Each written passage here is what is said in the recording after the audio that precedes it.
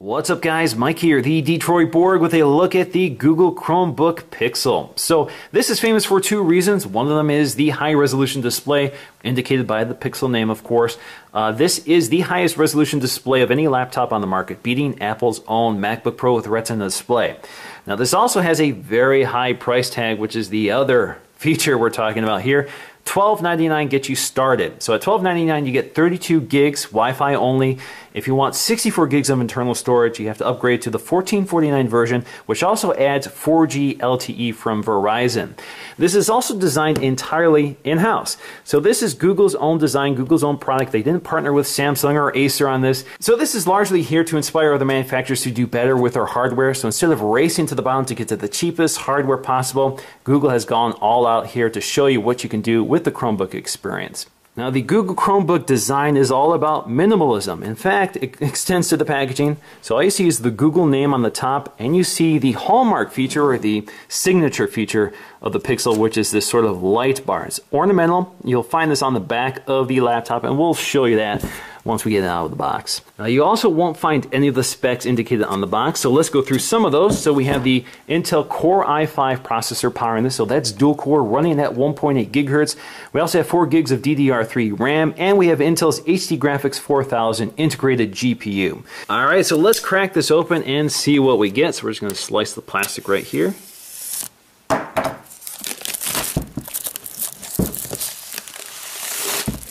We have a little magnetic flap here to lift up, and inside is the plastic wrap Chromebook. Very minimal. All you see is that slate black top panel, same with the bottom. Very simple. We're going to set that aside and take a look to see what we get inside the box. So we have a little card here, which is technical support. So there is some technical support backing up this purchase. So you have a number you can call. We also have our accessories. So we have our power brick here with the chrome branding on it. We also have our set of folding prongs here for traveling, and you can see we have an eject button here to remove the wall adapter. So if you press and hold that and pull up or pull out, you can remove the prongs. It's not the easiest thing to do. There we go. So you can see we have our connectors in here, and they've included an extension cable. So if you want to extend the range of your wall adapter to your laptop, you have that option. And we also have our safety and warranty information neatly packed in this envelope. Now the booklet is pretty standard fare. There's not a lot of information here that's useful, but there is a diagram of what all the buttons and ports are. This is particularly useful because none of them are actually labeled on the laptop. So something worth pointing out here is if you get the LTE version, you'll have these extra antennas built into the top of the laptop. So the surface area behind the screen, you'll have these antennas built into the corners, and that's the LED indicator, just to give you an idea of the orientation here. So you can see all the ports labeled along the side as well. Now getting back to the Pixel, let's go ahead and remove this envelope. So we have a little tab here. It should slide right out.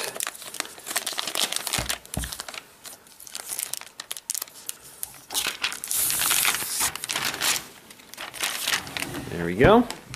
Alright, so let's take a look around the hardware. So we do have an all aluminum unibody design. It's milled out of metal, so it's no plastic here. Very high quality. You can see it's very angular in its design, very industrial. So along the side we'll find our power connector. So this is a friction fitting, that's not a magnetic fitting. You have our display port and our two USB 2.0 ports. Notice that there is no labeling on these ports. We also have our combination microphone and headphone jack. Along the front, you'll find our thumb port for lifting up the lid, as well as that ornamental LED indicator. Along the side, you'll find our SD card slot, and if you have the LTE version, you'll also find the slot here for the LTE SIM card. On the back, you'll find your hinge, and you'll also find some branding here for Chrome. Now on the bottom, you'll find a whole lot of nothing. In fact, it looks like the top of the laptop, except for the fact it has these rubber feet at each corner.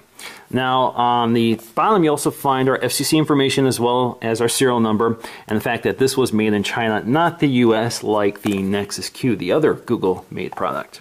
Alright, so let's go ahead and open this up for the first time and take a look.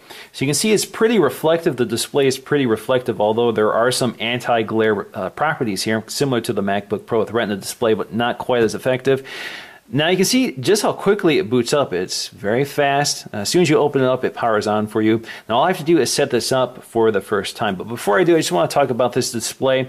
Now one of its unique characteristics is the fact that this is not a traditional widescreen display. This is a 3x2 display, which gives more vertical space for web browsing, which is kind of the ideal use case for the Chromebook. It's very web dependent. So it's not great for watching movies because you'll get letterboxing, but it's great for scrolling through content on websites. All right, the first thing I need to do is select my language. English, United States is default. We're going to go with the US keyboard, and we're going to choose my wireless network here. I just have to log into that. All right, so I'm all set. Let's continue. And we're going to agree to the terms and conditions. And now it's running the update, so it's going to install all the updates to get us going. All right, now that the software is installed and restarted the computer, we can go ahead and log into our Google account.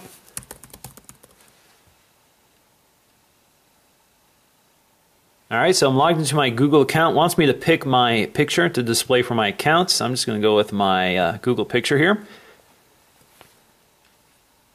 All right, so that's all there is to it. I'm logged in, and it automatically transfers all my account information to my Chromebook. So all my bookmarks, my contacts, my calendaring, and everything related to my Google account is immediately available on my Chromebook. And since I'm an existing Chromebook user, my Chromebook bookmarks or apps have automatically preloaded as well. So I can see everything here in my, my apps tray showing up. So everything that I've previously downloaded is right here. So including TweetDeck, Facebook, Netflix, and that sort of thing. And you can see they've preloaded quite a few apps. So of course we have the Chrome browser. Now this is based entirely on the Chrome browser. So actually what appear to be apps are actually just bookmarks. So for example, if we click on Gmail, it launches Gmail into the browser. If we launch Google Play Music, launches the Google Play Music website. And you can see it's basically tab browsing here. Now if you want to add more, all you have to do is go to the Chrome Web Store.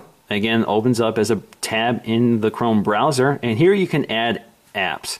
So for example, we can search by category.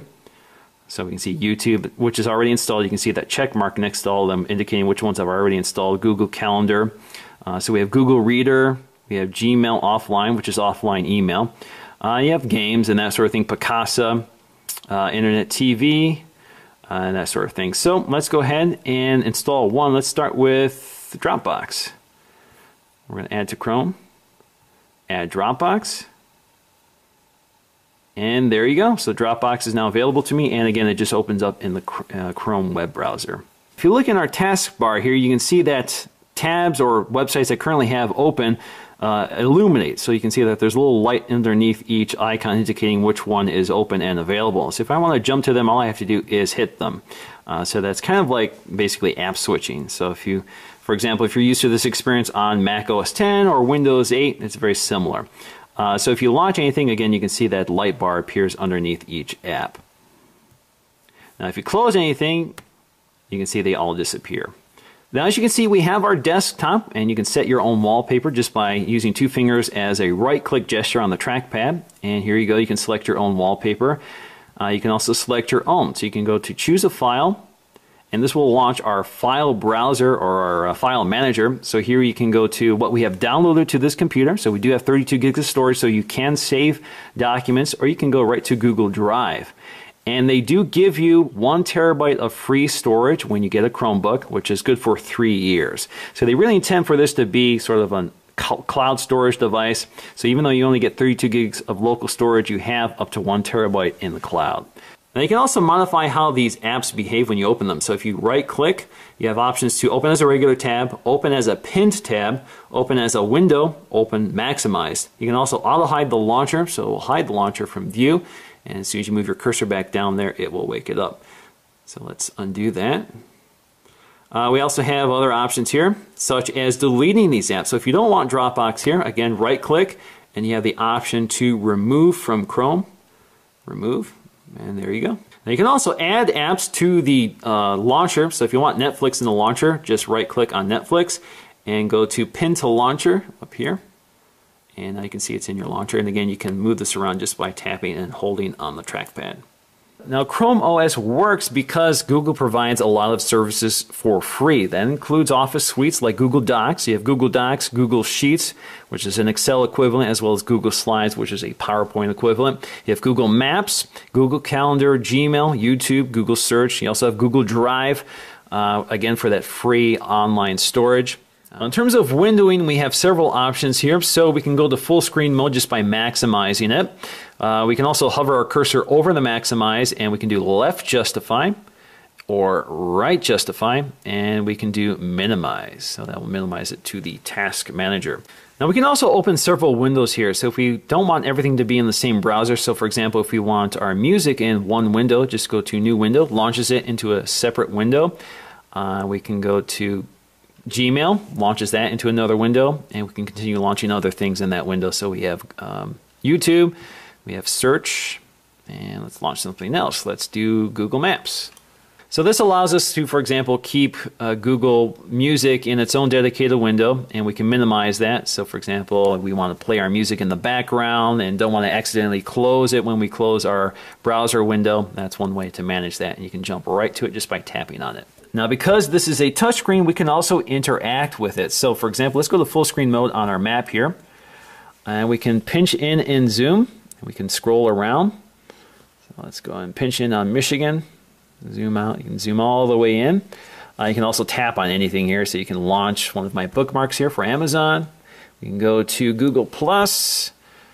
And we can close it just by tapping that. So you get the idea here. You can even drag things around with your finger.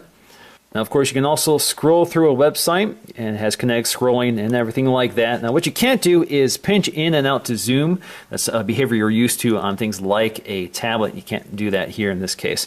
So you can tap on an article to launch it and scroll through it. You can see the Chromebook is pretty quick. Now, the trackpad is all glass, similar to a MacBook Pro, with a very nice etched texture to it. It's different than the MacBook Pro. This feels a little silkier. It feels very nice. I really like this trackpad. It has just the right amount of friction for accurate selection.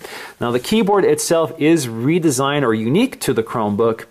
So, for example, we have our search key in place of the caps lock key. We also have a lot of dedicated function keys up here. So we have escape. We have our back and forward key for browser navigation. We have our refresh button to refresh the page. We have our full screen button. We also have our basically our Alt-Tab function here. So it allows you to cycle between different windows. You also have our screen brightness controls. We have our audio controls for mute, as well as volume up or volume down. And we have our power control. Now, if you want to activate Caps Lock, all you have to do is hit Alt Search, the Alt Search button. That'll activate or deactivate it. In fact, if you look in the system tray over here, you'll see it activated. So you see a little icon indicating Caps Lock. Now, the keyboard itself is very shallow. Again, very similar to a MacBook Air. Feels very comfortable if you're used to that experience. I have no problems with it. Very nice keyboard. Now, as you can see, the keyboard backlighting is pretty familiar here. It looks very much like a MacBook Air or MacBook Pro. Got that same white light, so it's pretty bright. It's not overly bright or annoying. It's just about perfect. So you can see the keys, you can see the outlines of the keys and the information on them. Now, the big story here is that high resolution display. So we have a resolution of 2560 by 1700, which is good for 239 ppi. Now, by comparison, the 13-inch MacBook Pro with a Retina display has a resolution of 2560 by 1600, which is good for 227 ppi. So that's slightly better pixels per inch than even the MacBook Pro with Retina display. You can also see we have a very different aspect ratio here than most laptops. So we have a 3:2 aspect ratio versus usually a wider aspect ratio, like 16:9 or 16:10. Now, although it's kind of hard to illustrate here on camera because of the Moyer effect I'm getting right now, but the pixel density is so high that it's really difficult to discern the pixels with the naked eye. So I'm really zoomed up here on the laptop. In fact, my camera is sitting right on top of the keyboard right now as I look at this. So, for example, all of these apps icons are optimized for the higher resolution display. Now, this works especially well for text, which renders natively in the resolution, in this high resolution. So reading text looks particularly good on this display. Now, in terms of off-axis viewing, this display is superb, one of the best I've seen. So you can see there's basically no wrong angle to look at this thing. So it holds its color fidelity pretty nicely. Now, the speakers are built behind the keyboard, and they sound pretty loud and pretty clear. Dreamt of tyranny. So we're watching a movie right now. Overmatched and outnumbered, our defeat was all but certain. So it's definitely on the high end in terms of audio quality for most laptops. Now in terms of video playback, I do have a lot of performance issues with the Pixel. So you can see right now I'm playing back from the Google Play Store, playing back Transformers. So you can see we have some frame dropping, some artifacting, some compression errors. A lot of times it would just completely stall and stop on a frame. So you can see a lot of problems here. So there's still some issues in terms of playback performance, especially on this high resolution display. So hopefully that's something they can fix in future software updates. Now one of the neat design aspects of the Chromebook is this ornamental LED strip on the back of the display. So you can see it lights in blue while you're using the Chromebook. So when the display is up, it's lit in blue, and it kind of strobes every 6 seconds, about 6 seconds from left to right. So it's a very neat detail. Now Google has built in a neat little Easter egg here. So if you enter in the Konami code in the keyboard, which is up, up, down, down, left, right, B, A, you get a little light show. Now when you close the Chromebook, you can see that that light strip strobes in the Google colors and then goes dim. Now in conclusion, I'm probably not going to say what others haven't already said about the Pixel, which is the fact that this is a very expensive laptop. It's beautiful hardware, there's no mistaking that. It's great design. I think it's one of the best looking laptops you can buy, one of the best pieces of industrial design you can buy right now. But at $1,300 without a full operating system, I think it's kind of a waste. So I do like Chrome OS, don't get me wrong. I think it's a great operating system, but I think it's best suited toward entry-level laptops, especially laptops or users who don't need to install heavy-duty or professional apps like Final Cut Pro or Photoshop. Most people don't need those type of apps, so they don't need heavy-duty computers like this or expensive computers like this. So the Chrome operating system is best suited for those users. Now, if you put Chrome OS on a device like this, I don't see where it makes a lot of sense. Now, I really like the display. That touch screen display, the high-resolution touchscreen display certainly is a reason for a lot of people to consider this, but you might as well look at a MacBook Pro with Retina display for $200 more. It gives you much more powerful internal hardware. You also get a full operating system with a lot more options for apps and that sort of thing. So I like the Chromebook, but it's definitely not for everybody. So for those who like Google, who really know how to leverage Google's resources, who really know how to optimize those resources and use them to their fullest potential, I think this is a great laptop. But for everybody else who are really interested in Chrome, I think the Samsung Chromebook is still the best option to get. So that's going to do for me, guys, in this video. Thanks for watching, and I'll see you again in the next one.